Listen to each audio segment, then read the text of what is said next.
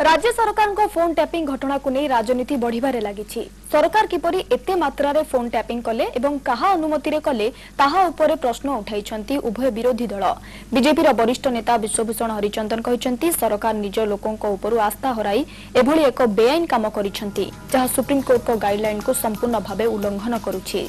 जे मानकर phone tapping होईछि से माने किभली कार्य रे लिप्त थिले से नै सरकार कोर्ट सम्मुख रे जवाब दाखल करंतु यार तदंत मध्य करा जाऊ। सबले राज्य कांग्रेस रा सभापति कहिसंती एते परिमाण रे टैपिंग हेबा बेआईन। जो फोन टैपिंग होचे ओडिसा रो से होचे सांघातिक एवं से एक अपराध एवं जो माने अपराध करछंती सरकार एवं मुख्यमंत्री कारण से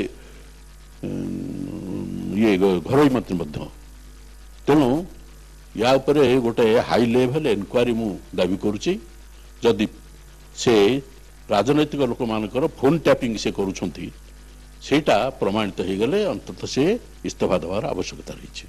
माओवादी मानकर 24 जिले में प्रभाव रहा तेणु से खबर रखापी जदि केवल फोन टैपिंग होता है भावी से भूल किंतु अन्य राजनैतिक दल लोकंर फोन टैपिंग करवा निहाती ग्रहित कार्य।